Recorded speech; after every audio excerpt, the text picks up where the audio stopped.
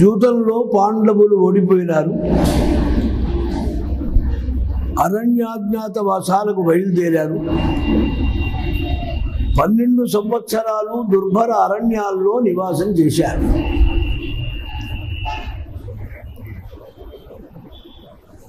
ఒక సంవత్సరం అజ్ఞాతవాసం చెయ్యాలి. అజ్ఞాతవాసం చెప్పడమే విరాట పర్వం.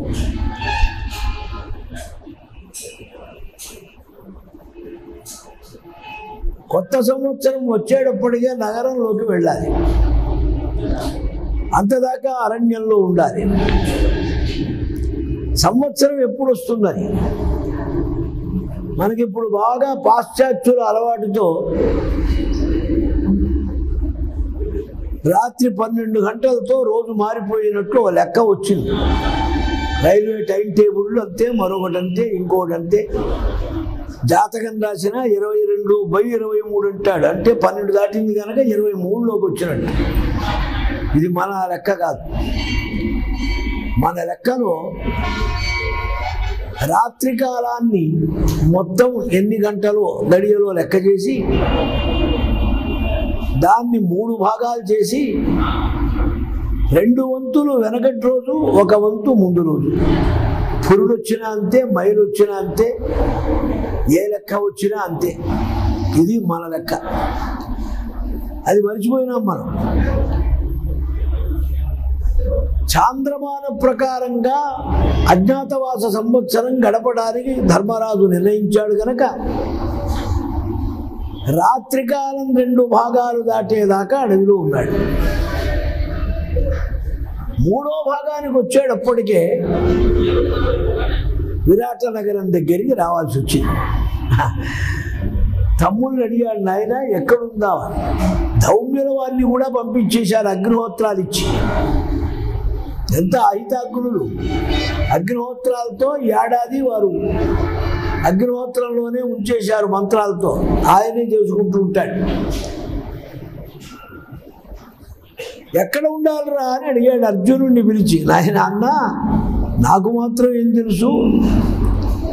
పాంచాలాశ్చేది మత్స్యాశ్చ శూరసేనాశ్చ పటచ్చరా దశర్ణా నవరాష్ట్రాశ్చ మల్లాహ శాల్వాహ యుగంధరాగా కుంతిరాష్ట్రంచ విపులం సురాష్ట్ర అవంతయస్తథా. నాకు తోచిన మంచి దేశాలు లిస్టు చెబుతా. ఆ లిస్టులో నీ ఇష్టం వచ్చింది నిర్ణయించుకోమన్నాడు. ధర్మరాజు అన్నాడు, నాయన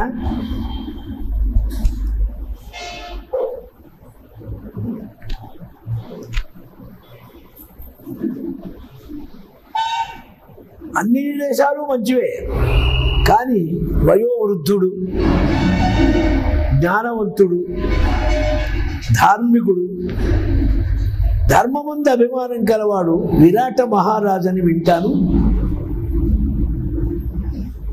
ఇక్కడ ఏమిటంటే అర్థం, ఎవరికి యోగ్యత, ఉత్తమ సంస్కారం, ఈశ్వరానుగ్రహం ఉంటుందో వారి దగ్గరికి ధర్మం చేరుతుంది. ధర్మరాజు అంటే ధర్మం. ధర్మరాజు వెళ్ళి ఉండడం అంటే ధర్మం ఉండటమే. ఎక్కడ ధర్మం ఉంటే అక్కడ భగవంతుడు ఉంటాడు. యతో ధర్మస్తతః కృష్ణ, యతః కృష్ణ తతో జయ. ఎక్కడ కృష్ణుడు ఉంటే అక్కడ జయం ఉంటుంది. అంటే రేపు ఎలక్షన్లలో కాదండి చెప్తున్నా. ఎక్కడ ధర్మం ఉంటే అక్కడ భగవంతుడు. భగవంతులను చూడ జయం ఉండాలిగా, తప్పదు. ఇక్కడ విరాటుడి యొక్క యోగ్యత, విరాటుడి యొక్క గొప్పతనం మనం గమనించాలి. ధర్మరాజు ఎన్నుకున్నాడు. అంతకుముందు వారికి ఏం సంబంధం లేదు, అందరితో పాటే. అంతకుముందు వారికి వీరికి పెద్ద అనుబంధాలు కానీ రాకపోకలు కానీ సాధారణమైన పంచేయం. విరాట నగరంలో ఉందామన్నారు. సరే, మీ ఆజ్ఞ, మీరు ఎట్లా చెప్తే అట్లా ఉంటాం. సరే, ఏం చేసి ఉంటాం? విరాట నగరంలో వెళ్ళి 5గురం కలిసి వెళదాం ఉంటామంటే వీళ్ళు పాండవులు వచ్చారా అంటారు. అంతేగా, 5 కనపడితే పంచపాండవులని అప్పటికి ఇప్పటికీ లెక్కేనాయి.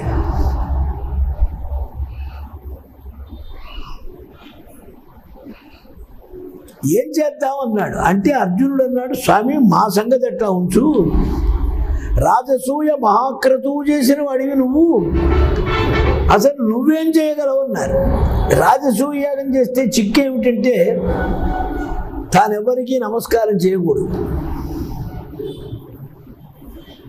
మరి ఎక్కడికి కొలువులోకి వెళ్ళినా బాస్ బాస్ అని నమస్కారాలు, చెయ్యడ్డం పెట్టడాలు ఇవి అలవాటేగా. ఇది ఒకటి ప్రధానం. ఇది అలవాటైతే కానీ అందుట్లో వాడు సక్సెస్ కాడు.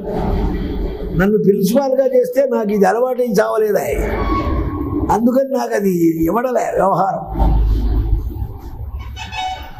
చిన్నప్పటి నుంచి అలవాట్లో ఉన్నప్పుడు అది ఒక అలవాటుగా రొటీన్ వర్క్. అది ధర్మరాజు అలా చేయకూడదు.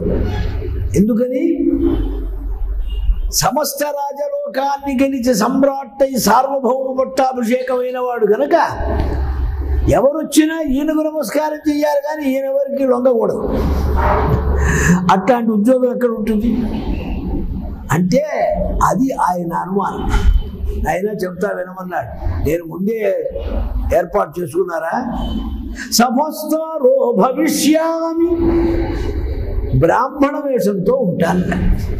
బ్రాహ్మణ వేషంతో ఉంటే ఈ ఇబ్బంది లేదు. క్షత్రియుడు దండం పెడతాడు కానీ రాజుగారికి దండం పెట్టమని అనరు. కనుక నేను నమస్కారం చేయకుండా నాకే అందరూ చేసేట్టుగా ఇదో స్థానం సంపాదించుకున్నా. మరైతే ఊరికే నువ్వు అక్కడ ఉంటానంటే ఎట్లా? సభాస్థాన రాజుగారికి కొంచెం కాలక్షేపం, వినోదం, విజ్ఞానం, విషయం కావలసినప్పుడు ఏదన్నా చెప్పడానికి మంచి సలహాదారు ఉండాలిగా పక్కన, పెద్దవాడు. అట్లా పెట్టుకునేవాడు. ఇప్పుడు దౌర్భాగ్యంలో పెట్టుకుంటారు పక్కన. ఎందుకంటే వాడు మనకు తగిన సహా వాడు చెప్తూ ఉంటాడు. కనుక ఆయన దగ్గర ఉంటానన్నాడు. మరి పేరేం పెట్టుకుంటారన్న? కంకో నామ ద్విజో భూత్వా, కంక అని పేరు. ఇక్కడ చూడండి, చాలా సున్నితమైన తమాషా. అబద్ధం ఆడకూడదు. అబద్ధం ఆడకుండా నేను ధర్మరాజును అంటే అయిపోయి అజ్ఞాతవాసమే ఉంది. కంక కంక ఇంకా ఏం పేర్లే అంటే ఏం పేర్లు ఏమిటి? వెనక పేర్లకు అర్థం ఏం చెప్పాం? పోతన్న, నాథన్న, మారన్న, సూరన్న, ఏం పేర్లండి ఇవన్నీ? ఇప్పుడంటే బ్యూటిఫుల్ పేర్లు. ఇప్పుడు దివ్య, కవ్య, భవ్య, హవ్య, రకరకాల డిజైన్లలో చమత్కారంగా. కానీ వెనక పేరు కోసం పాకులాళ్లే, అందుకని పట్టించుకోలే ఎవరు. కంక, కంక అంటే అర్థం ఏమిటి? కం సుఖం కరోతి ఇది కంక. సర్వప్రాణులకు సుఖాన్ని కల్పించేవాడు, రక్షణ ఇచ్చేవాడు ఎవరు? ధర్మం. ధర్మో రక్షతి రక్షిత.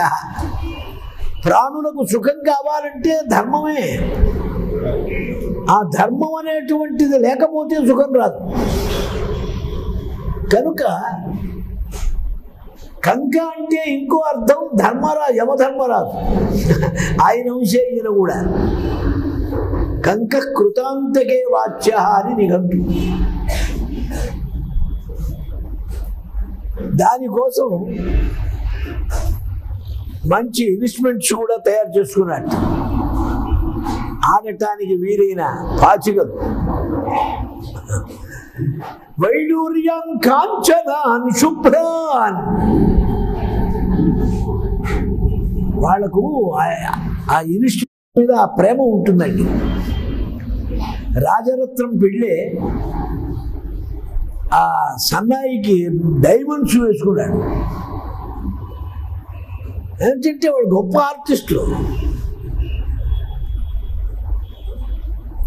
అలాగే ఈయన మంచి వైడూర్యాలు, బంగారపువి పాచికలు తయారు చేసుకున్నాడు. ఇప్పుడు ఉద్యోగానికి కావలసిన క్వాలిఫికేషన్ అదేగా. తీసుకున్నానే. విరాట రాజును సంతోషపెడుతూ నా గౌరవానికి భంగం లేకుండా, ఏ ప్రమాదం రాకుండా. అయితే ఒక్కడుందండి, ఉద్యోగంలో చేరేటప్పుడు పెద్ద క్వశ్చన్ అది. వెనకటి మీ సర్వీస్ ఏమిటి అని అడుగుతాడు. ప్రతి వాడు అడుగుతాడండి. మళ్ళాడు మెడికల్ షాప్లో పనిచేశారని వెళ్ళగొట్టారు, ఇక్కడికి వచ్చానంటే చిచ్చిపోవాలి మీకు ఓడిస్తాడు. ఏదో కొంత వెనకటి సర్వీస్ కావాలిగా. అక్కడ ఎక్కడా చేయలేదు సార్, ఇప్పుడే చదువుకోవచ్చాను, సర్వీస్ లేని వాడికి ఉద్యోగం పెట్టిస్తారే ముందు సర్వీస్. వాడంటాడు ఎవడు ఉద్యోగం పోతే సర్వీస్ ఎట్లా వస్తుంది? సర్వీస్ ఉంటే కాదు ఉద్యోగము, ఉద్యోగం ఉంటే కానీ సర్వీస్ రాదు. ఎట్లా కుదిరే అంటే ఏమిటంటే నో వేకెన్సీ బోర్డు పెట్టకుండా తప్పించుకోవడం. లేక ఏం చేసావని అడుగుతారుగా ఎవరికైనా. ఆసము యుధిష్ఠిరస్యాగం పురా ప్రాణ సమస్సఖ. పూర్వకాలంలో నేను ధర్మరాజు గారికి ప్రాణ సమానమైన స్నేహితుడు అన్నాడు. ఎవడికి ఎవడు వాడికి వాడే ప్రాణ సమాన స్నేహితుడు ఎవరుంటారు? ఆ ప్రాణ స్నేహితుడు అంటాడు, ఒట్టి మాట అబద్ధం. ఎవడికి వాడే స్నేహితుడు. కాబట్టి ధర్మరాజుని నేను అనకుండా దీంట్లో ఇంకో అర్థం కూడా ఉంది. చాలా తమాషా ఘట్టం ఇది. భారతంలో చమత్కారం శిల్పం చూపిస్తుంది, అందుకని ఇది పెట్టాం. ధర్మరాజుగా ఉన్నా వెనక అని అర్థం. ఇప్పుడు ఆశ్రమం మారింది, ఇట్లా వచ్చా అవసరాన్ని బట్టి. ఇది వచ్చామి రాజానం యదిమాం సహ అనుగొచ్యతే. ఆయన నన్ను అడిగితే ఇలా చెబుతాను. సరే బాగుంది. ఒక ఉద్యోగం ఖాయం చేసుకున్నారు, ఎంత కూలబడుకుంటున్నారు తెల్లవారుజామున. భీమా నువ్వేం చేస్తావురా నాయన, నువ్వు ఎప్పుడూ చాకరీ చేసిన వాడివి కావు, అందరినీ ఆటలు కొట్టేవాడి, దాచుకుందామన్నా నీ బాహుబలం దాచపడదు. ఎట్లా? పౌరోగమో బ్రువాడోగం వల్లవో నామ నామత. నేను పౌరోగవా అని పేరు పెట్టుకుంటాను. ఎందుకంటే ఈ శుక్ర శోణితాలు కలిసినప్పుడు మొదలు పిండోత్పత్తి కలగాలంటే గర్భోపనిషత్తు వాయు ప్రవేశం అవుతుందిట. ప్రాణవాయు రశ్మి అందులో కలుగుతుంది. అప్పుడే డిశ్చార్జా ఉన్నదా లేదా, గర్భమా కాదా, ఈ క్వశ్చన్స్ అన్నీ వస్తాయి. ఈ ప్రాణవాయు రశ్మి మొట్టమొదలుగా జీవకోటికి సింబల్గా వచ్చి చేరేటువంటిది వాయువుట. వాయుపుత్రులేగా ఆయన. అందుకని పురోగు వాయు వాయుపుత్ర పౌరోగవ. మరి అట్టయితే అర్థం కాదా అని కాదు. కాదు, లోకంలో పౌరోగవో మహానసాధ్యక్ష, హెడ్ కుక్కును పౌరోగవ అని పిలిచేవాడు అప్పట్లో. వంటశాల పెద్ద చీప్ అన్నమాట. అసలు వంటశాల ఏమాత్రం వెంకయ్య గారు వంట చేశారంటే వాడు వచ్చి వద్ది వెనుక తీసి తిప్పి చూస్తాడా. ఇదో ఆ టైంలో ఉప్పు కారం ఏదో వేయటాన్ని జలమా ఇది వేయరా అంటాడు, అయిపోతుంది. ఆయన గడ్డ పెట్టారు ఇస్తారు వంట. వెంకయ్య గారు వంట చేసేవాళ్ళతో ఏదో అసిస్టెంట్లే. అట్లా మహానసాధ్యక్ష పదవిలో ఉంటానన్నాడు. వాయుపుత్రుడని స్పష్టార్థం.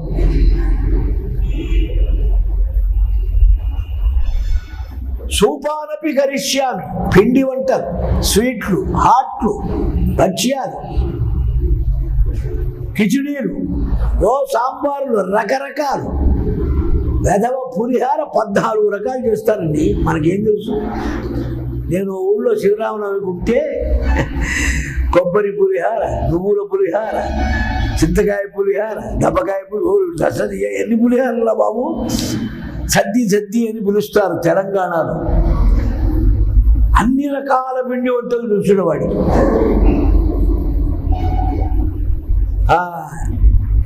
ఎక్కడి తెలుసు నీకన్నారు? ఎందుకైనా అవసరం ఉంటుంది, సెకండ్ ఆర్ట్ కూడా ఉండాలని మొదటి నుంచి కొంచెం ప్రాక్టీస్లోనే ఉంచారన్నాడు. ఒక్కోసారి తమాషాకి నేను చేస్తే ఉప్మాకి మా అన్నగారు రొట్టెలు వేసుకో తినేవాడు. అబ్బా ఎంత బాగుంది అని భీమపాకమాయ్ వంటలో అద్భుతంగా చేస్తాను.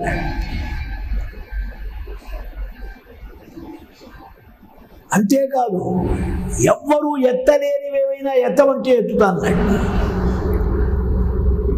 పెద్ద వస్తాదులు ఎవరైనా మల్ల యుద్ధానికి వస్తే రాజస్థాన్, విరాట నగరం అంటే రాజస్థాన్ అండి. రాజస్థాన్లో 2 సరదాలు ఉన్నాయి. ఒకటి గోపోషణ, ఇప్పటికి కూడా రాజస్థానీ వాళ్ళు ఎక్కడ ఉంటే అక్కడ ఆవులు ఉంటాయి. ఆంధ్ర వాళ్ళు ఉంటే ఒక్క ఆవు రాదు. పిండాలు పెట్టడానికి కూడా వెతుక్కోరావాలి ఆవులు. ఎందుకంటే దాని మొహాన ఎప్పుడు గడ్డి వేయము, టిఫిన్ పెట్టము, మనకు అలవాట్లేదు. వాళ్ళు ఎన్ని పనులు చేసినా ముందు గోవును పూజిస్తారు. పాత బస్తీలో మీరు మార్వాడి సందుకు వెళ్ళండి, మార్వాడి కూడా అబ్బో ఎన్ని ఆవులు ఇప్పటికి కనపడతాయి. రాజస్థాన్ అంటే అది.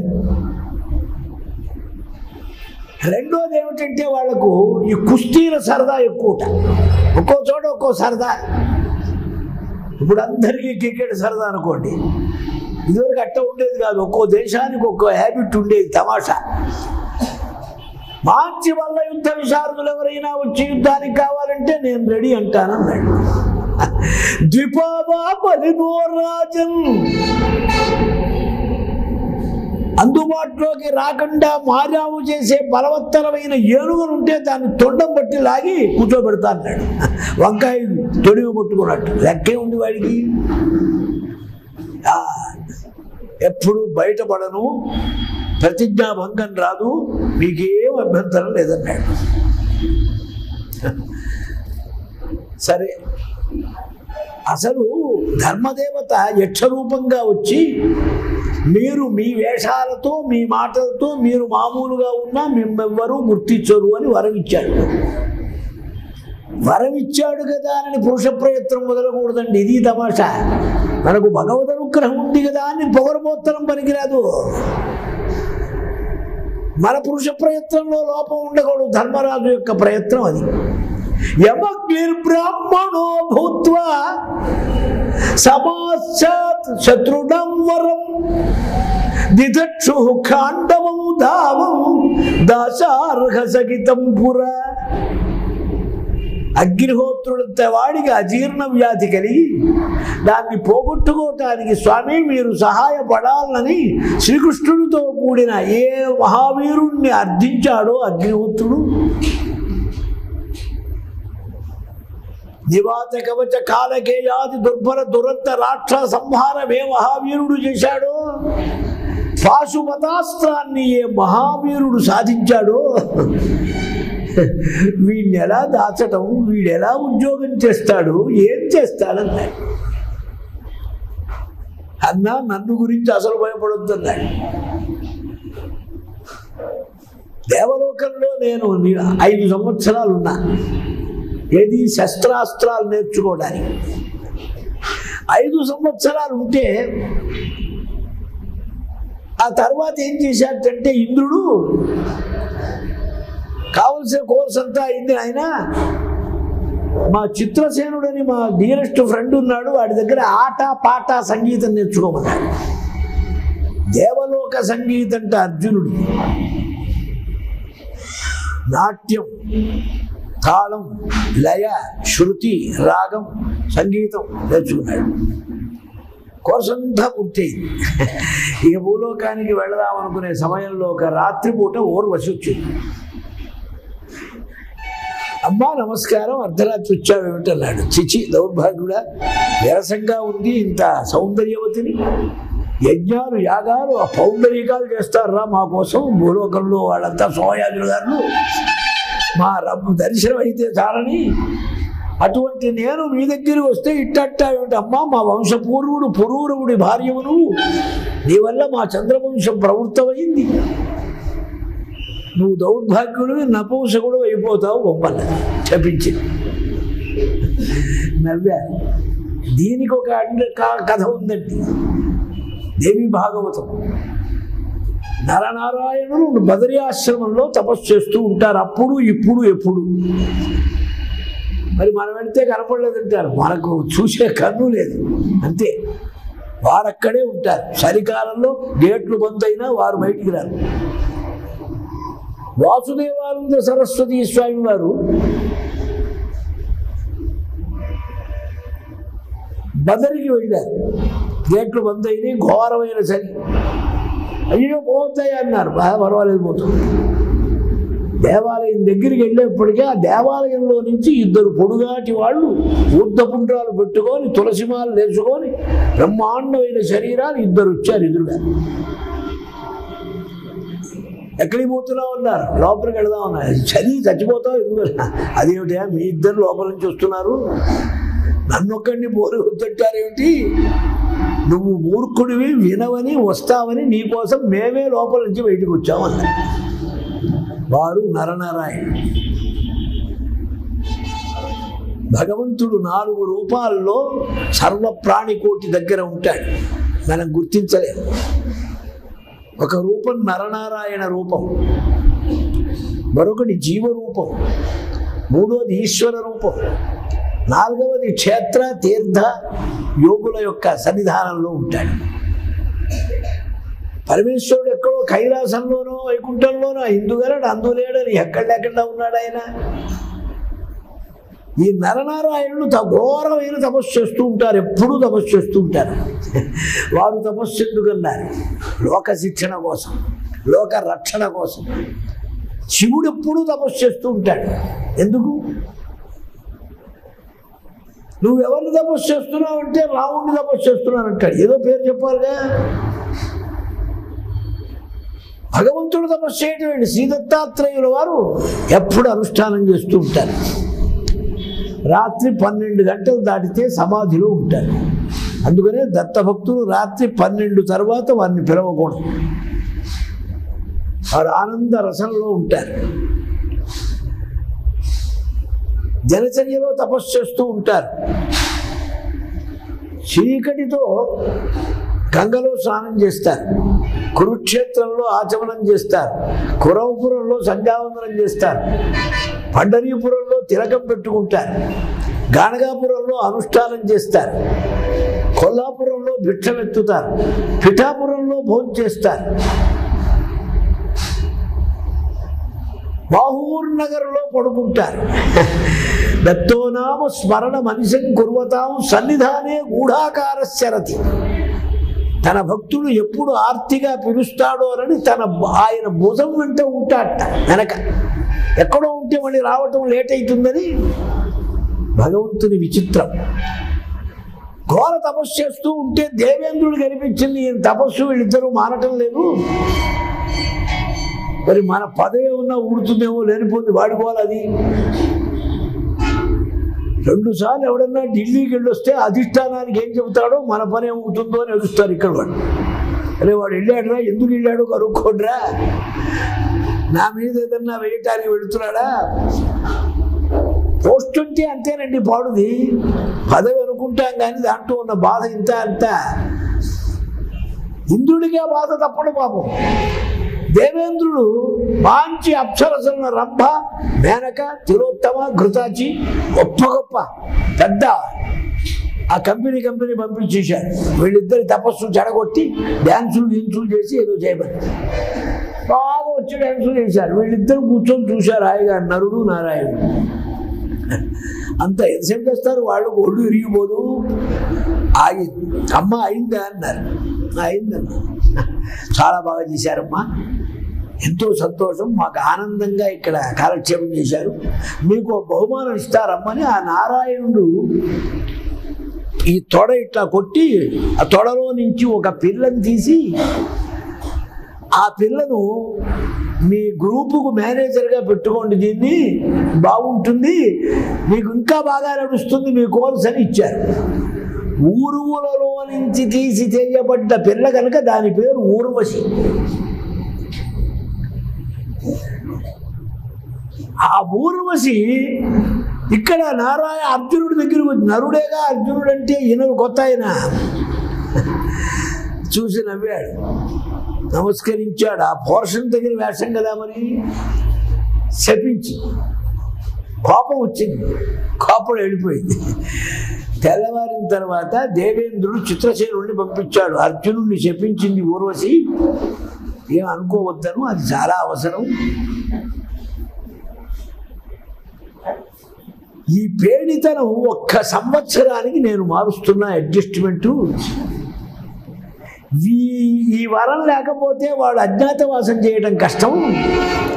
కాబట్టి అజ్ఞాతవాసానికి ఈ సంవత్సరాన్ని లగింపు చేస్తున్నాం, భయం లేదు, తృప్తి పడమని కోపం వద్దని చెప్పమన్నాడు. సరే, తర్వాత ఏదో గౌరవించారు, పంపించారు. అది ఆయన దగ్గర ఉంది ధనంగా. స్వామి మీకేం భయం లేదన్నాడు. ప్రతిజ్ఞం షండకోస్మీతి, నేను షండుణ్ణి అని ప్రతిజ్ఞ చేస్తాను. షండ అంటే రెండు అర్థాలు. షండ నపుంసకే శ్రీ గోపాలి, నారాయణునికి అర్థమేట, గోపాలుడు నపుంసకుడికి అర్థం. లోకానికి తెలిసేది నపుంసకుడని, ఈయన నరుడే నారాయణుడని చెప్పడం. అసలు విరాట పర్వం యొక్క ప్రధానం ఏమిటంటే నరుడు యొక్క వైభవం. విరాట పర్వ ప్రాధాన్యం మనం భారతంలో బాగా చూస్తే సగుణ సాకారమైన పరాత్పరమైన పరమాత్మ వస్తువును 2 రూపాలతో చిత్రించారు మహాభారతంలో. ఒకటి నరుడు, రెండవది నారాయణుడు. నరుడి చరిత్ర, మహిమ, విలాసం, వైభవం అంతా విరాట పర్వం. నారాయణుని వైభవం అంతా ఉద్యోగ పర్వం.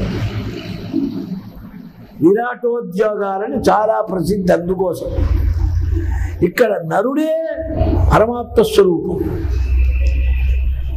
ఉద్యోగ పర్వంలోకి వెళ్ళేటప్పటికే నరుడు భక్తుడవుతాడు, నారాయణుడు భగవంతుడవుతాడు. ఆ పోర్షన్ చూపించడానికి ఇదేమిటండి అన్నారు. శ్రీ దత్తాత్రేయ గురు శిష్య రూపేణ క్రీడతి అని. గురువుగా శిష్యుడుగా శ్రీ దత్తాత్రేయమూర్తి నటిస్తారట. ఎందుకంటే గురువుకు తగిన శిష్యుడు కాకపోతే వాడికి గురువుగా చెప్పి మాత్రం ఏం ప్రయోజనం?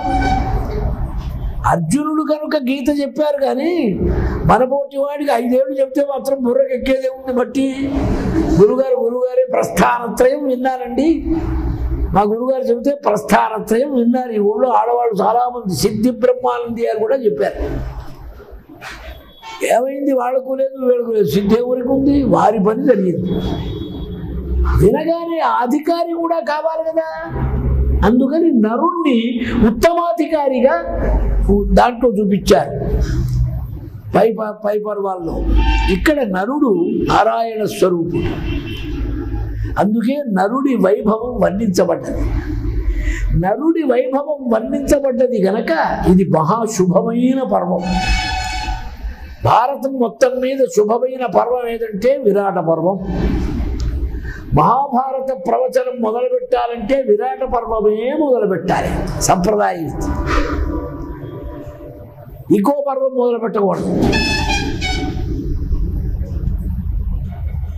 రామాయణంలో సుందరకాండ, భాగవతంలో దశమస్కంధం, ఇక్కడ విరాట పర్వం, శుభస్థానాలు. ఇక్కడ నరుడి వైభవం అజ్ఞాతం నుంచి వ్యక్తం కావటం అసలు కథలో ఉన్న చమత్కారం. షండక అని పెడతా అన్నాడు, అబద్ధం లేదు. సరే,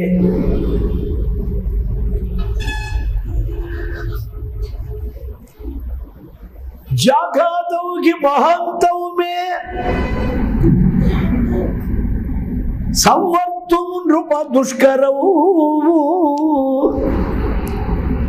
అల్లిక త్రాడు దెబ్బల చేత మోటుబడి కాయలు కాసిన ఈ బాహువుల్ని ఎట్లా దాచిపెట్టుకోవాలి?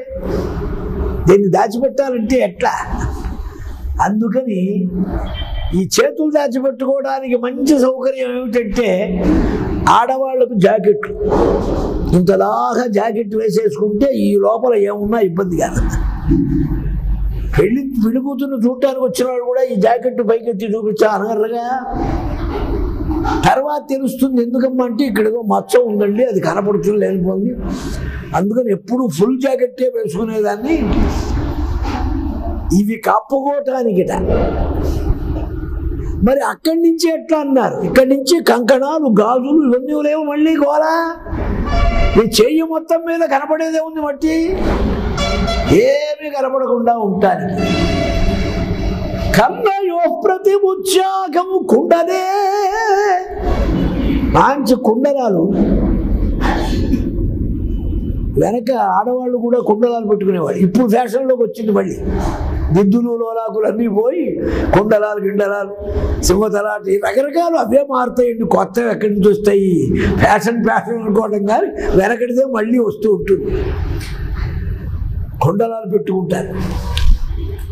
పిబద్ధబాహు పాణిభ్యాం తృతీయం ప్రకృతింగతః వేణీకృత శిరాః, పెద్ద జడ, చక్కగా పూల చుండు,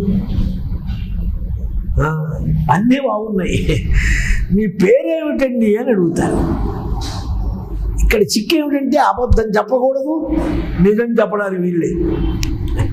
బృహన్నడా, మళ్ళీ రికార్డు బ్రేక్. ఎక్కడ ఏ పురాణంలో ఈ పేరు వినపడదండి. బృహన్నళ, బృహముశ్చాసౌ నరశ్చ బృహన్నర. భారతంలో గొప్పతనం. గొప్ప నరుడు, ఆది నరుడు ఎవరు? ఈయనేగా, నరుడేగా. నరుడేనా అర్జునుడంటే? బృహముశ్చాసౌ నర బృహన్నర. రళయో రభేద. సంస్కృతంలో గొప్పతనం. రా అన్నా లా అన్నా ఒకటే, వా అన్నా బా అన్నా ఒకటే. పూర్వ అంటాడు యూపీ వాడు, పూర్వ అంటాడు, పూర్వు అనడు. బంగ్లాదేశం అంటాడు, అందుకనే బంగళా వచ్చి, బంగళా లేదు, పాడు లేదు, వంగదేశం అని. వంగదేశాన్ని పోయి బంగ్లాదేశంగా తయారై బంగ్లా అయిపోయింది. భ్రష్టమై మెల్లమెల్లగా అట్లా పోతూ ఉంటుందిగా. విప్రులపల్లి అగ్రహారం ఉంది నరసరావుపేట తాలూకాలో. అది వాళ్ళ పేరేమిటంటే ఇప్పల్లపల్లి. వీపోయింది, లాగింది, లాగుతుంది, కొత్త కొత్తవి. అట్లాగే మన వెధవులు వచ్చి వెనక పాశ్చాత్యులు బెజవాడు చేయలేదు దీన్ని. బెజవాడే ఉంటుందా గజిబిజి. మళ్ళీ మన వాళ్ళు వచ్చి విజయవాడ చేసుకున్నారు. మేమంతా బెజవాడలో పెరిగిన వాళ్ళమే, విజయవాడ మాకు కొత్త. కనుక పేర్లు అలా మారుతూ ఉంటాయి రకరకాలుగా. బృహన్నాళ్ళ దీర్ఘం తీశారు, ఎందుకంటే యూనిఫారాన్ని బట్టి పేరు. ఆడవేషంలో ఉన్నాడుగా. ఈ తమాషా చూశారు. ఈ మూడో ప్రకృతి వాళ్ళు అసాధారణంగా ఆడవేషంలో ఉంటారు. వాళ్ళ దిక్కుమాలి మగవేషంలో ఉంటారు. ఏమిటో అటు ఇటు కాదనుకోండి. వాడు ఇంకోటి వెళితే మాకు హైదరాబాద్లో కావలసినంత సరుకు. ఈ మూడో వేషంలో ఉన్నటువంటి వాడికి వేషంగా వేసేది ఆడవేషం కనుక బృహన్నళ అని దీర్ఘం. కాబట్టి అబద్ధమే ఉంది, నా పేరు బృహన్నళ అంటాడు. మరి నువ్వేం చేస్తావయ్యా? మంచిదే, ఆర్ట్ ఏదన్నా ఉండాలిగా, మా దగ్గర పనికొస్తేగా ఉద్యోగం. ఓ దానికేమండి, గీతం నృత్యం వివిధం వాదిత్రం వివిధం తథా. నృత్యం అంటే ఏమిటో నేర్పుతానన్నాడు, గీతం అంటే నేర్పుతానన్నాడు, వాద్యం అంటే ఏదో నేర్పుతానన్నాడు. నేర్పడం ఏంటి మాకు తెలియదా? చతుర్విధం నృత్యం, వైతాళం, తాండవం, లాస్యం, ఉద్ధృతం. శాస్త్రంలో 4 రకాలు. డ్యాన్స్ అంటా ఇప్పుడు అన్నీ పోయినాయి. ఆంధ్ర నాట్యం, అదో నాట్యం, ఇదో నాట్యం, పేరిన్ నాట్యం, తారిన్ నాట్యం. దీనికి హద్దు లేదు, ఏదో రకరకాల పేర్లు. శాస్త్రం ఇచ్చింది 4. వేతాళ నృత్యం, తాండవ నృత్యం, లాస్యం, ఉత్కటం. ఈ 4ంటిలో హిందూస్థాన్ కానీ, పంజాబ్ కానీ, ఒరిస్సా కానీ అన్ని భక్కీలు వస్తాయి ఇందులో. ఇది ఒక దేశానికి, ఒక ప్రాంతానికి సంబంధించింది కాదు. అట్లాగే వాద్యం కూడా 4 రకాలు. తతం, ఘనం, కాంస్యం, సుషిరం. మనకు తెలుస్తుంది, ఒక్కొక్కరు రాయిస్తూ ఉంటే మార్దవం, మృదుత్వం. చేతిలో ఏం మాధుర్యం అండి! మాధుర్య ప్రధానం కొందరు, విద్వత్ ప్రధానం కొందరు. ఇందులో కొంతమంది కొన్ని రకాలుగా ప్రాముఖ్యం సంపాదిస్తారు. పండిత పదమిచ్చంతి మానమిచ్చంతి గాయక. స్త్రియ మాధుర్యమిచ్చంతి వికృష్టం ఇతరే జనా. 3 రకాలు. పండితులు పదాన్ని ఒప్పుకుంటారు. పదం అంటే లయప్రధానం, పల్లవి. రాగం, తానం, పల్లవి అని ఉన్నాయిగా. పల్లవి ప్రధానం. ముదిగొండ వెంకట్రామన్ ఉండేవాడు. బ్రహ్మాండమైన రాగం, తానం, పల్లవి ఆయనదే వినాలి. ఆయన రికార్డు దొరుకుతాయి. నేను మద్రాసు దాకా తిరిగాను. ఆ రోజుల్లో రికార్డు సౌకర్యం లేదుగా, వచ్చింది. అన్ని సౌకర్యాలు వచ్చేప్పుడు గాయకులు పోయినారు. గాయకులు ఉన్నప్పుడు ఇవి లేవు. అది వచ్చిన పెద్ద చిక్కు. ఇప్పుడు అన్ని ఇన్స్ట్రుమెంట్స్, సీడీలు, ఈడీవీలు, డివివీలు, డివిటీలు ఇంకే వస్తాయో మనకేం తెలుసు. దేవుడు వచ్చిన సరుకు 7 పనికి రావటంలే. టెక్నికల్గా డెవలప్మెంట్స్ వచ్చినాయి కదా. కానీ ఇన్ని వచ్చినాయి, అసలు వ్యక్తేడి ఆర్ట్ పోయింది, వచ్చిన చిక్కు. బాపట్ల కాంతయ్య గారు పల్లవిలో చాలా ఘనుడని పేరు మా చిన్నతనంలో. హరి నాగభూషణం గారు స్వరంలో, ద్వారం వెంకటస్వామి నాయుడు గారు మాధుర్యంలో, గాత్ర మాధుర్యంలో ఎంఎస్, లయ విద్వద్ధర్మంలో పట్టమ్మాళ్. ఇవన్నీ స్థిరస్థాయి. ఒక్కొక్కటి ఒక్కొక్క రకంగా ఉంటుంది. అన్నీ తెలుసుడు అర్జునుడికి.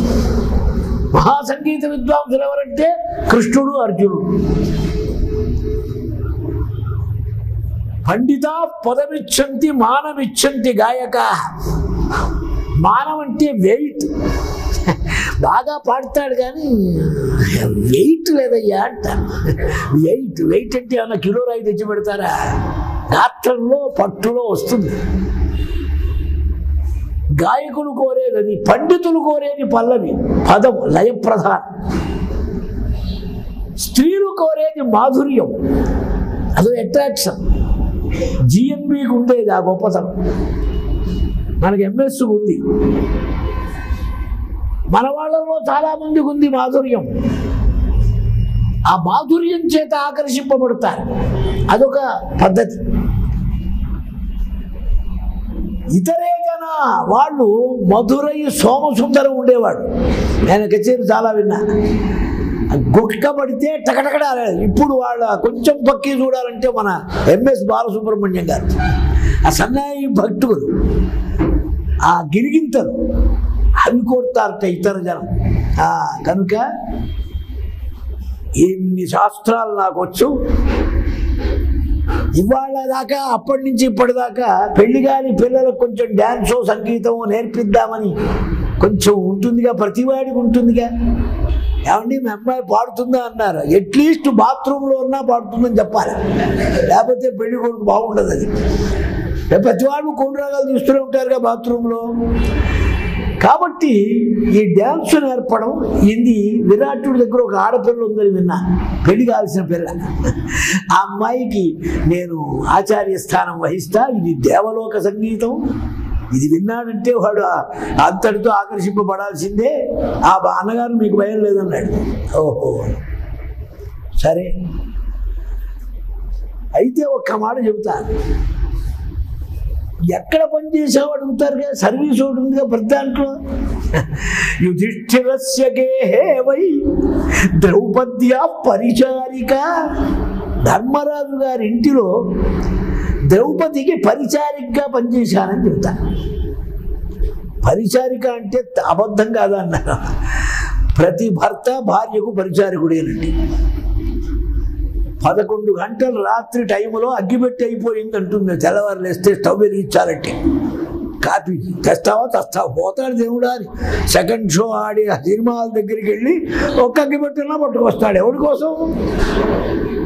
ఆమె ఆర్డర్ ఇవ్వటమే కానీ ఆమె వెళ్ళదుగా ఎప్పటికీ. అది లేదు ఇది లేదు అంటుంది అంటే దేవుడా అని వాడు బయలుదేరుతాడు. కనుక పరిత చర్యత ఇది పరిచారిక. ద్రౌపదికి కావలసినవి చెప్పినవి చేస్తూ ఉండే వాటి నేను గనక నేను పరిచారిక అని పేరు పెట్టుకుంటారు అన్నాడు. సరే బాగుంది ఆయన. కింత్వము నకుల కుర్వాణ తత్ర తాత చరిష్యసి కథము త్వము సమాజక్షరాజ్యే తస్య మహీపతే. మహారాజు దర్బారులో నువ్వేం చేస్తావురా నకుల? నకుల ఆ పేరే తమాషా. యస్య సమానః రూపవాన్ క్షత్రియ కులే న భవిష్యతి సయేవ నకుల. అంత అందగాడు పుట్టలేదుట, పుట్టబొట్ట. క్షత్రియ కులంలో మాండవైన సౌందర్యం గలవాట. అశ్విని దేవతలు కదండి. చక్కని మేనివాడు గుణసమూపద ఇంద్రుని బోలినాడు. మా మల్లాది అచ్యుతరామ శాస్త్రి గారి పద్యం. చక్కని మేనివాడు మొట్టమొదలే వేసుకున్నాడు ఆయన. అది ఆయనకు నకుల అని పేరు పెట్టడానికి కారణం.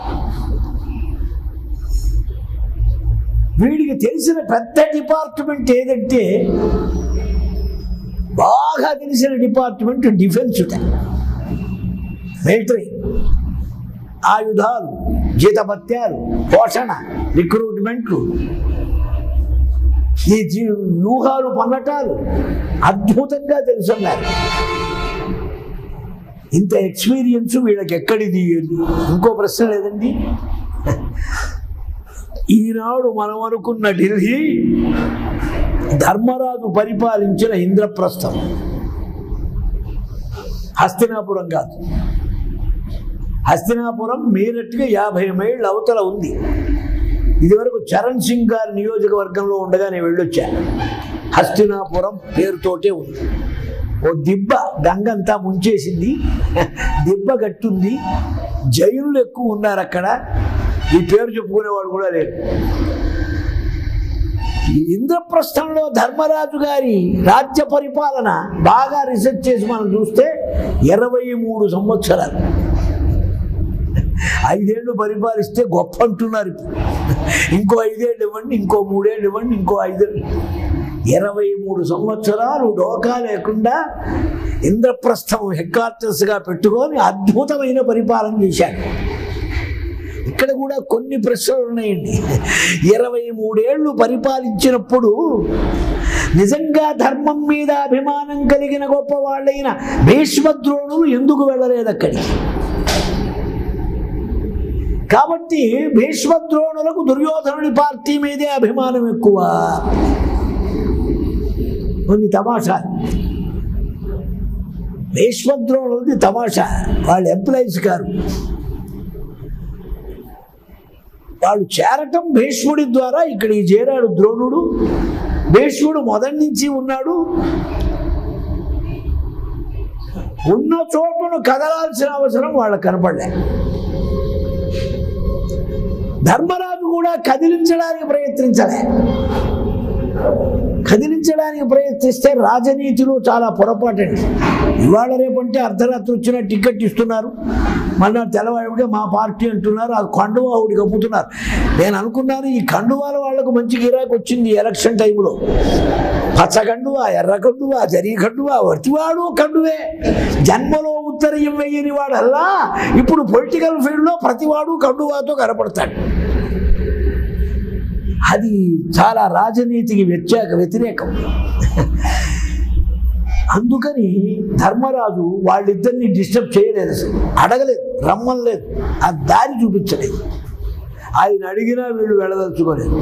ఎందుకని? ఉన్న చోటు నుంచి ఎందుకు వెళ్ళారా? అయితే ఉన్న చోటు మంచిదని కాదు, మంచో చెడో ఉన్నాం మొదటి నుంచి. ఆ ఉన్నది ఉన్నట్టే ఉండాలి. అది మంచి అయితే మంచి అవుతుంది, చెడు అయితే జరుగుతుంది. మంచి అనుకోనిక మొదలు చేరింది. ఇవాళ నీకు టికెట్ రాకపోతే మంచిది కాబోతుందా? ఏమండి, ఇది మంచి చెట్లకు బ్యారేజ్ వేయటానికి అసలు చిత్తశుద్ధి లేదు, విలువ లేదన్నమాట. అంతా అవసరం, అవకాశవాదం. ఇది మహాభారతం. ఎందుకు చెప్పానంటే రాజనీతి, రాజకీయం బాగా ఉందండి భారతంలో. అందుకనే మా ఉగాది పంచాంగ శ్రవణం రాజకీయంగానే నడిచేది. నాకు రాజకీయ జ్ఞానం లేకపోతే ఎట్లా చెప్తాను? ఏ రాజకీయం? మాది భారత రాజకీయం. భారత రాజనీతిలో ఉండే చమత్కారం ఉందే చాలా గొప్పది, విలువైన మాట. కావాలని భీష్మద్రోణులు వెళ్ళలేదు, కావాలని భీష్మద్రోణుల్ని కదిలించలేదు ధర్మరాజు. ఇంకొకటి ఏమిటంటే వీడు చెడ్డవాడని వెళ్ళిపోతాం అనుకోండి, వాడు చెడ్డవాడే ఉంటాడు కానీ మంచివాడే తీతాడు. మనం ఉంటే అన్నా కొంచెం ఏమన్నా. విభీషణుడు ఏడాది పైన సీతాపహరణం అయిన తర్వాత ఓపిక పట్టి కూర్చున్నాడుగా లంకలో. ఎందుకని వాడు చెడగొట్టడానికి కాదు, వీలైతే బాగుపడతాడేమో. ఎట్లాగూ బాగుపడినప్పుడు అప్పుడు విసర్జన ఉంది, అది వేరు, ఆ లక్షణం వేరు. ఇక్కడ మహానీతివంతుడు గనక 23 సంవత్సరాలు డిఫెన్స్ శాఖ మిలిటరీ డిపార్ట్మెంట్ మొత్తం చూసిన వాడు ఎవరంటే నకులు. మనం వాడిని పెద్దగా ప్రధానంగా నాటకంలో కూడా శృతి లేనివాడు గతి లేనివాడు వస్తాడు నకులు పాత్ర వేయటానికి. వాడు పద్యం పాడుతుంటే చప్పట్టు కొట్టి ఆపోయా బాబు నేను ఈ గోల చాలలేని వాడు అనుకుంటాడు, వస్తోరు అనుకుంటాడు. వీడు దుంపదేగా వీడు చప్పట్టు కొడితే మళ్ళీ బాబో వద్దురా బాబు నువ్వెందుకురా, ఏదో తమాషా. కానీ నకులుడి యొక్క గొప్పతనం రాజనీతిలో చాలా గొప్పవాడు. సుకుమార శూర దర్శనీయ సుఖోచిత. ఇప్పుడు ఏం చేస్తావు నాయన అంటే అశ్వబంధో భవిష్యామి. వాళ్ళిద్దరూ నకుల సహదేవులు, అర్జున అశ్విని దేవతలు కదండి. అశ్వినౌహి దేవానాం భిషజౌ అశ్వినావధ్వర్యూ.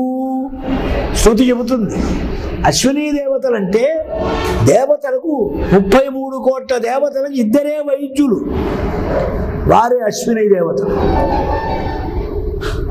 వీళ్ళు వైద్యం చేస్తారు కనుక వీళ్ళకి ఆవిర్భాగం ఇవ్వకూడదని క్యాన్సిల్ చేశాడు ఇంద్రుడు. పాపం వాళ్ళకి ఆవిర్భాగం లేదు. చాలా రోజులు గడిచింది.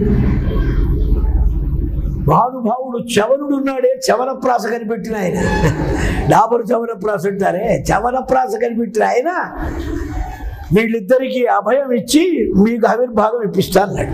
సుకన్య కథలో దేవి భాగవతం నేను చెప్పుకున్నాం. దేవుడా అని అప్పటి నుంచి వీళ్ళిద్దరికీ ఆవిర్భాగాలు ఇచ్చారు. ఎందుకంటే అందుకనే శృతి చెప్పింది ఆధ్వర్యు. యజ్ఞభాగంలో ఆధ్వర్యుకాండ బాగా జరిగిన వాడు. వీళ్లకు అక్షహృదయ అశ్వహృదయ రాజనీతి సర్వశాస్త్రములు తెలుసుడండి వాళ్ళకి. పశు వైద్యం, ప్రాణి వైద్యం, భూత వైద్యం, జీవ వైద్యం అన్నీ తెలిసిన వాళ్ళు అశ్విని దేవతలంటే. ఆ అశ్విని దేవతలు అంశ కనుక అక్కడి నుంచి వచ్చారు కనుక వీరిద్దరూ నకుల సహదేవులు సర్వశాస్త్రవేత్తలు కనుక అశ్వహృదయం నాకు తెలుసు. ఇప్పుడు ఆ హృదయాలన్నీ ఏమైనావో తెలియదు.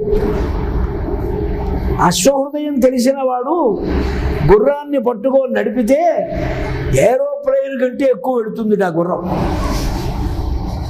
ఎలాగంటే యూపీలో అయోధ్య నుంచి బయలుదేరిన ఋతుపర్ణుడు మధ్యాహ్నం 2ంటికి బయలుదేరారు. సాయంకాలం 4:30 కల్లా నాగపూర్ యువతలకు వచ్చారు. గుర్రాన్ని సెలెక్ట్ చేశాడు, మంచి మంచి ఒంగోలు గుత్తెలు లాంటి గుర్రాలని. నలుడు అన్నాడు ఈ గుర్రాలు పనికిరావున్నాడు. తిండి పుష్టి, ఆకార పుష్టి, విగ్రహ పుష్టి వేరు, విషయ పుష్టి వేరు అని ఒక బక్క చిక్కిన గుర్రాలు 2 పట్టుకొచ్చి దీన్ని కట్టిస్తానన్నాడు. అది అశ్వహృదయం. అలాగే అక్షహృదయం. అక్షహృదయంలో శాంపిల్ శకుంతలాదేవిని మధ్య తిరిగింది. మీ అందరికి కొంతమంది గుర్తే. ఏ లెక్క అడిగినా నిమిషంలో సెకండ్లో చెప్పేసేది. అందులో ఒక పిసర్. అక్షహృదయం అంటే ఎంత గొప్పదంటే వెళుతున్నాడు స్పీడ్గా. ఋతుపర్ణుడి ఉత్తరీయం జారిపడ్డది. బావుక రథం ఆపమన్నాడు. ఎందుకన్నాడు? ఉత్తరీయం 5 యోజనాల కింద ఉందన్నాడు. ఓ నిరుపద ఇప్పుడే కదా ఉత్తరీయం పడ్డది, చూసుకో కావాలంటే అన్నాడు. వాడు కొంచెం ఇన్సల్ట్గా ఫీల్ అయినాడు. రాజుగారిని పట్టుకొని ఇంత మాట అన్నాడే, నాకు తెలియదా అది. సరే వాడు వంతు కోసం ఆపమన్నాడు రథం. ఆపాడు. ఈ విభీతక వృక్షం ఉంది చూడు, దీనికి ఎన్ని కొమ్మలు, కొమ్మకి ఎన్ని రెమ్మలు, ఎన్ని ఆకులు, ఎన్ని లేత ఆకులు అన్నీ ఉన్నాయో లెక్క చేసి చెప్పమన్నాడు. ఇంకేనా పిచ్చి కింద అది ఎటు చెబుతాను అన్నాడు. నేను చెబుతాను చూడని, ఇన్ని కోట్లు, ఇన్ని లక్షలు, ఇన్ని వేలు, ఇన్ని ఎల్లప్ప లెక్క ఏకలెక్క చెబితే వినిపించేవాడినా నేను. రథం ఆపి అది ఎక్కబడితే కానీ రానున్నాడు.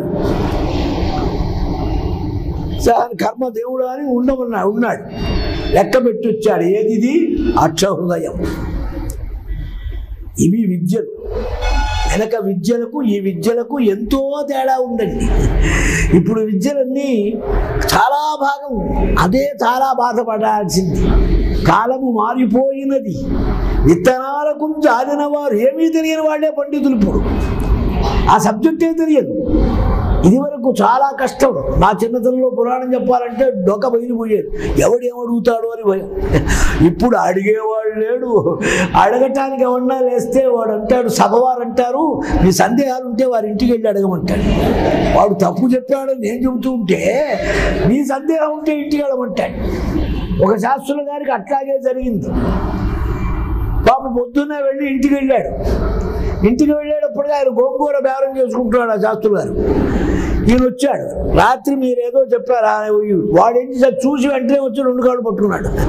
ఏదో నా తిప్పలు నేను పడుతున్నా, మీకెందుకు స్వామి, మిమ్మల్ని వినమన్నానా అన్నాడు. ఇంకేముంది, నా తెలుగు తక్కువేరా నాయన, చంపరాయి వెళ్ళిపోతున్నాను. కనుక విద్యల యొక్క గొప్పతనం సంపూర్ణంగా గుర్తించినటువంటి వ్యక్తులు పాండవులు 5. అందుకే ఇంద్రాంశలన్నారు. నేను అశ్వబంధువుని అవుతానన్నాడు. నీ పేరేమిటన్నాడు? గ్రంథిక అన్నాడు. తిక్కన గారు దామగ్రంథి అన్నాడు. ఎందుకు వచ్చిందో ఆ మార్పు అది కూడా అర్థం చెప్పొచ్చు, తప్పేం లేదు. బహుగ్రంథాన్ వేత్తి ఇది గ్రంథిక. నాకు తెలియని ఆయుర్వేద తంత్రశాస్త్ర అక్షహృదయ అశ్వహృదయ విద్యలు లేవు అని చెప్పడంట గ్రంథిక అంటే. నువ్వెక్కడ పనిచేశావు చెబుతా. ధర్మరాజు గారి అశ్వముల దగ్గర నేను ఉన్నానని. అది అబద్ధం కాదు. ధర్మరాజు గారు గుర్రాలు తోలాడా వీడు కాదుట. అశ్వం అంటే అర్థం ఏమిటంటే నా శ్వహ యస్య వర్తతే సయేవ అశ్వహ అని. రేపు అనే రోజు లేనివాడెవడో వాడుట అశ్వం అంటే. రేపు అనే రోజు లేనివాడెవడు? Only military department. ఉన్నాడా మనిషి వస్తాడు, లేకపోతే అశోక చక్రం వస్తాడు. రెండిట్లో ఏదో ఒకటి. అదే ఇదే అని ఎవడు చెప్పడానికి వీల్లేదు. నా శ్వహ సయేవ అశ్వహ. అందుకని అశ్వాలంటే మిలిటరీ సేన. దాని జీతభత్యాలు వ్యవహారం చూసిన వాడిని నేను. ఇంద్రప్రస్థంలో అబద్ధం ఉంది, అదే చెప్తాను నేను. శబాష్. సహదేవ కథంతస్య వర్తసే. సహదేవా నువ్వెట్లా ఉంటావురా? గోసంఖ్యాత భవిష్యామి.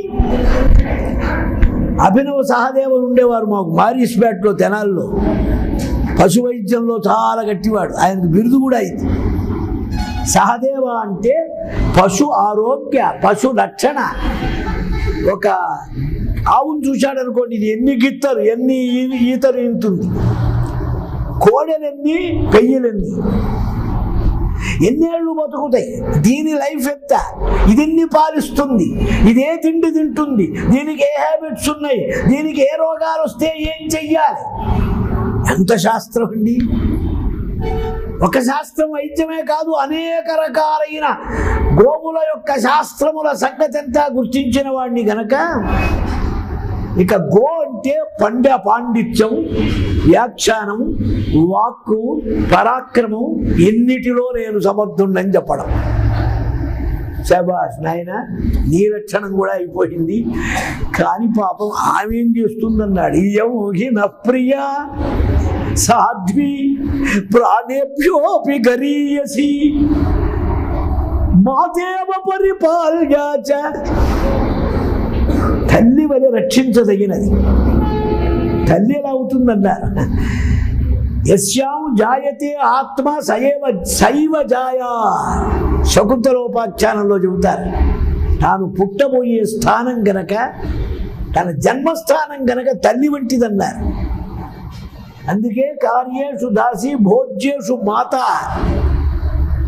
ఈ మాటల్లో ఆ గౌరవం, ఆ స్థానం కూడా ఉన్నది. కష్టాలు ఎరుగదు, సుకుమారి, మహాపతివ్రత, పుణ్యాత్తురాలు, అగ్ని సంభవ, అయోనిజ. ఈ ద్రౌపది ఏం చేస్తుందన్నారు స్వామి. ఏం భయపడవకండి, నాకు తగిన పని నాకుందన్నారు. సైరంధ్రియ రక్షిత లోకే భుజిష్యా. వెనక ఇబ్బందులు లేకుండా బతకటానికి కొన్ని డిపార్ట్మెంట్ ఉండేవి. ఇప్పుడు అవన్నీ మూసేశారు. అందరికీ ఒకటే డిపార్ట్మెంట్. శీరం శీరం అంతఃపటము ధ్రియత ఇది సైరంధ్రి. శీరం శీరం వస్త్రము కాక, పైన తన యొక్క మానాన్ని కాపాడుకునే వస్త్రం కాక, మరి ఒక మేలి ముసుగు వస్త్రాన్ని ధరించే మహాపతివ్రతలని సైరంధ్రి అంటారు. సైరంధ్రి అనేటువంటి దాస్యం ఉందే, అందరు చేసే ఉద్యోగం వంటిది కాదు. చెప్పకూడని పనులు చెప్పకూడదు, ఎంగిలి పదార్థాలు పెట్టకూడదు, విస్తళ్ళు తీయమనకూడదు, కాళ్ళు కడగమనకూడదు. బ్రతికి చెడిన వారు మానం కాపాడుకోవటానికి ఒక మహత్తరమైనటువంటి స్థానంగా పెనవాళ్ళు కొన్ని ఏర్పాటు చేశారు. అందులో సైరంధ్రి, సైరంధ్రిగా ఉంటారు. మరి ఎక్కడ ఏం పేరు పెట్టుకున్నా ఉన్నారు? మాలిని. బాగా మాలను కట్టడం చాతవు కనుక మాలిని. మాకు బాగా రామాయణం చెప్పేవారు లంకలో ఉండేది రామాయణ శాస్త్రులు గారు. రామాయణ శాస్త్రులు గారు అంటే ఏం లేదు, రామాయణం చెప్పాడు ఎక్కువసార్లు. మాలను కట్టాం మాలిని. మరి ఎక్కడ సర్వీస్ ఎక్కడన్నారు? యుధిష్ఠిరస్య గేహే వై ద్రౌపద్యః పరిచారికా ఉషిత అస్మీగితి. ధర్మరాజు గారు ఇంద్రప్రస్థంలో ఉన్నప్పుడు నేను కట్టిన దండ గాని, నేను కలిపిన గంధం గాని ద్రౌపదికి నచ్చేది కాదన్నాడు. ఎంతమంది సర్వెంట్లున్నా వాడు చేయబెడితే కానీ ఆనందంగా ఉండదు. ఎంతమంది సర్వెంట్లున్నా మన చేయి కొంచెం ఉండాలి అందులో, అప్పుడు తృప్తి అవుతుంది, సాటిస్ఫాక్షన్. ద్రౌపదే నేను అని అర్థం. ద్రౌపది నాకు ప్రాణ సమానురాలని. బాగుంది. సరే, ఇంకేం చేయాలన్నారు? ఇంకేముంది, బయలుదేరదాం. మన రథాలు, సారథులు, ఎస్టాబ్లిష్మెంట్ అంతా ద్వారకు బొమ్మన్నారు పోషణ చేయటానికి ఏడాది. మన పురోహితుల వారు, ధౌమ్యుల వారు, అగ్నిహోత్రాలు, ఈ బాపతంతా మా అత్తవారింటికి వెళ్ళండి. పంజాబ్, పాంచాల దేశం, ద్రుపదుడు. ఎక్కడికి వెళ్ళారో మాకు తెలియదనండి. మీకు కూడా నిజంగా తెలియదుగా, మీ దారిని మీరు వెళ్ళండి. రాత్రి 12వ సంవత్సరం రాత్రి కాలం దాటే లోపల ఈ విభాగాలు చేసి ఎక్కడి వాడిని అక్కడ పంపించేశారు. మన ఆర్ష భారతీయ సంప్రదాయాన్ని బట్టి రాత్రి ఘడియల్ని, కాలాన్ని లెక్క వేసి 3 భాగాలు చేసి 2 భాగాలు వెనకటి రోజు, 3వ భాగం ముందు రోజు. 3వ భాగంలో బయలుదేరి పొలిమేరలోకి చేరారు. నగరంలోకి చేరాలి. ఈ 3వ భాగం వచ్చేదాకా నగరం బార్డర్ సీమకు వెళ్ళకూడదు, కాలు పెట్టకూడదు, అరణ్యంలోనే ఉండాలి. ఇంత నిశ్చితంగా ధర్మరాజు యొక్క ప్రతిజ్ఞ. బయలుదేరి మెల్లగా వెళ్ళారు. ఎక్కడికి? విరాట నగరానికి చేరారు.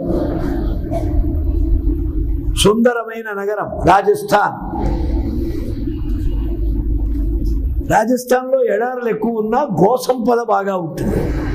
ఆవుల సంపద అద్భుతం. ఇంతో అంతో ధర్మాభిమానం కూడా ఉంటుంది. ఎందుకని? ఒక సామెత చెప్పాడు విదురుడు, సంభావ్యం గోషు సంపన్నం. ఆవు ఇంటిలో ఉంటే ఐశ్వర్యం ఉన్నట్టేనన్నాడు. అది పాలివ్వకపోవచ్చు, కోడెదూడలు పెట్టకపోవచ్చు, ఈతలు లేకపోవచ్చు. ఎందుకని? దాని పురీషం, ఆవు పేడలో లక్ష్మీదేవి కూర్చుంటుందిట. లక్ష్మి వచ్చి ప్రార్థించింది. గోమాహాత్మ్యం, మహాభారతం అనుశాసన పర్వం. అమ్మా నీ దగ్గర వచ్చి నువ్వు చపల చిత్తురాలివి, ఉన్న చోట ఉండవు, నీకు మా దగ్గర చోటు లేదన్నారు. కాదు, మీరు ఎక్కడ ఉండమంటే అక్కడ ఉంటారు. కాడా వేళ పడితే అంత భక్తి ఉందా నీకు, అయితే మా గోమయంలో ఉండమన్నారు. అప్పటి నుంచి ఆమె గోమయంలో ఉంటుంది. అందుకే పితృకార్యం వచ్చినా, దేవకార్యం వచ్చినా, ఏ శుభకార్యం వచ్చినా గోమయే నాను లిప్య, పిండాలు పెట్టాలన్నా ఆవు పేడకి ఏమిటయ్యా, ఆవు పేడలో ఫిజికల్ సైన్స్గా చూస్తే నీవు ఆవు పేడ వాడే చోట ధనుర్వాతం రాదండి. గుర్రపు లద్దెలో ధనుర్వాతం వచ్చే సూచనలు బాగా ఉన్నాయి. గుర్రం ఆవు ఒకటే కదా అనుకుంటే వాళ్ళకి చెప్పేదేం లేదు. ఆవు పేడలో అమాంగళ్యం పోతుంది, క్రిములు నశిస్తాయి, ఐశ్వర్యప్రదం. రోజు ఇంత ఆవు పేడ వేస్తూ ఉంటే, అందుకే భారతదేశంలో దరిద్రం అంటే ఇది 8% కానీ, ద్రవ్యోల్బణం 10 కానీ 12 కానీ. ఆవు ఎక్కడుంది? ఆవు అంటే ఆవలింత వస్తున్నది. గోదానం ఇస్తారంటే పుచ్చుకునేవాడేది, వాడు పోషిస్తేగా, వాడు మన్నాడే మార్కెట్లో పెడతాడు. చూసారా, మన దేశం ఎక్కడ చెడిపోయింది, ఫండమెంటల్స్ ఎక్కడ పోయినాయి, కొంచెం ఆలోచించుకోవాలి. ప్రాచీన భారతీయ సంపద మనం మళ్ళీ నిలుపుతాం, వెధవ మాటలు కావు. ఏమిటి పోయింది మనకు సంపద? విద్యా సంపద పోయింది, రహస్య సంపద పోయింది, గో సంపద పోయింది, నైతిక సంపద పోయింది. ఈ సంపదలు పోయిన తర్వాత మీకు ఊరికే రాళ్ళు రప్పలు ఎన్ని వచ్చినా ఉంటుందే, అది సంపదల కింద లెక్క కాదు.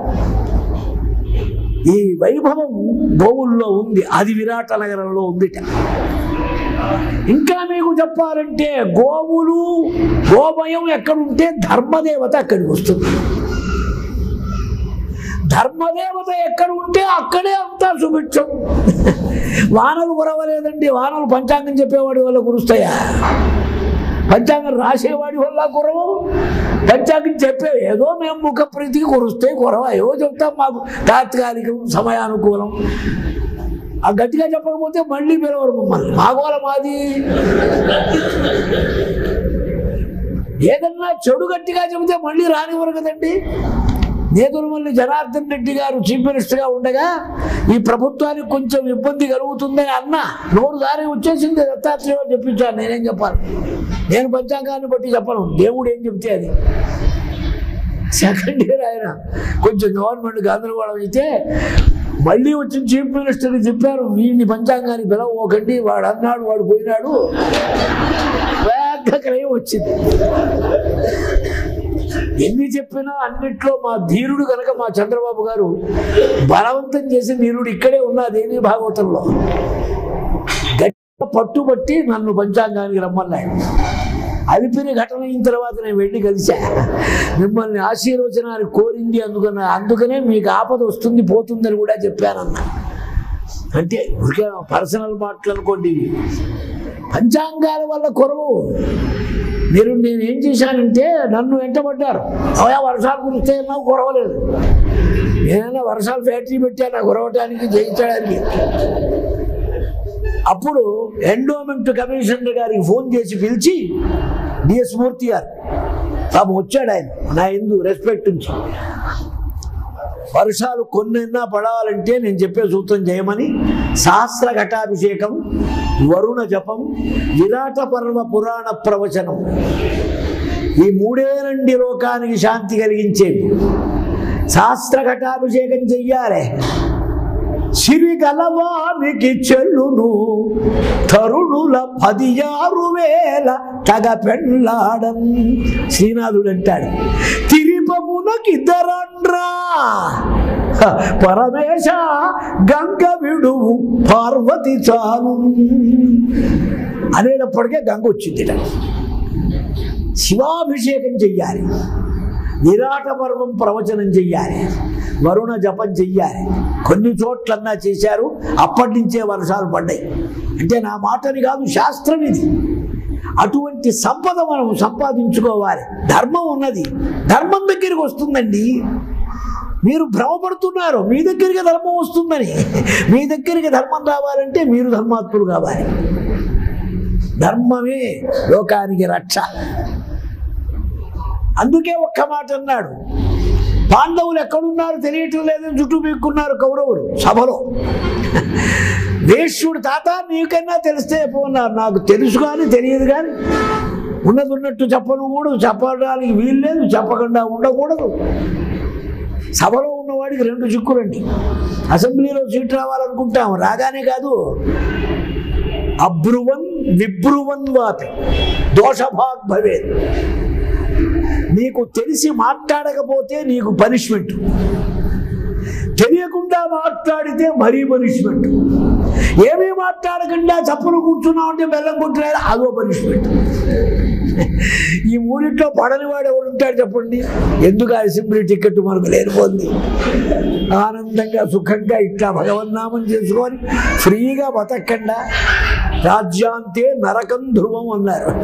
వీడికి ప్రత్యేకంగా అపార్ట్మెంట్ ఇస్తారు, రాజ్య పరిపాలన కాగానే వెల్కమ్ ఇచ్చి మీకోసమే ఇక్కడ రిజర్వ్ చేసి ఉంచామని. కనుక ఉందే ధర్మం, ధర్మంగా పరిపాలించు. బ్రహ్మాండమైన పుణ్యం ఉన్నది దాంట్లో, ఇంత అంతా కాదు. ఈ ధర్మ పరిపాలన నాయన పాండవులు ఎక్కడున్నారని నేను చెప్పలేను కానీ బాగా అన్ని దేశాలు విచారించరా, ఏ దేశంలో సకాలంగా వర్షాలు కురుస్తూ పంటలు బాగా ఉండి అన్యోన్య ప్రేమతో హింసా మార్గం లేక పరస్పర అనురాగ అభిమాన సౌజన్యాలతో ప్రజలు ఉంటారో అక్కడ ధర్మరాజు ఉన్నాడు అన్నాడు. చూసారా, ధర్మం ఉంటే అక్కడ. కనుక మనం కోరాల్సింది మొదలు ధర్మం. ఆ ధర్మం ఎక్కడికి వస్తుంది? సత్పురుషుడి దగ్గరికి వస్తుంది. కోరుతాడు గనక. విరాటుడు అటువంటి క్యాండిడేట్. విరాటుడిని వరించి వచ్చాడు ధర్మరాజు. ధర్మరాజు వచ్చిన తర్వాత జరిగింది ఏమిటని? అన్ని ఇబ్బందులే కదండి. విరాటుడి దగ్గరికి వచ్చాడండి, వచ్చింది ఏమైంది? వాడికి ఎంతో రైట్ హ్యాండ్గా ఉన్నటువంటి కీచకుడు తెచ్చాడు, వాడి సోదరులు 105 తెచ్చారు. నానా ఘోర. తలుపులు తీసిన వాడు లేడు. ద్రౌపదిని చూస్తే గంధర్వులు చంపుతారేమో అని భయం. ఏమిటన్నారు ఈ కథ? ఇది దక్షిణ గోగ్రహణం. 2 భాగాలు విరాట పర్వం. ఇవాళ నేను మనవి చేస్తున్నది విరాటుడి మీద, ధర్మం మీద, విరాట పర్వంలో ఉండే ఈ భాగం మీద. రేపు మనవి చేస్తా ఉత్తర గోగ్రహణం, అర్జునుడు కెపాసిటీ. ఇదో శైలిలో చెబుతున్న భారతం, వెనకటి భారతం కాదు. ఎందుకంటే అనుభవం మీద ఆలోచిస్తే నాకు తోచిన భగవంతుడు ఇచ్చిన మాటలు చెబుతున్నా. మంచి ఉంటే తీసుకోండి, లేకపోతే వదిలేసేయండి, ఇబ్బంది లేదు. ఇక్కడ ఈ కూచకాదులంతా పోవటం ఏమిటన్నారు? ముందు దేశం బాగుపడాలంటే పాపం ఈసీ గారు గోల పెడుతున్నారు, నేరస్తులకు ఇవ్వద్దు అని. నేరస్తులదే మొదటి పద్దు, ఇవ్వకుండా ఎక్కడ ఉంటున్నారండి?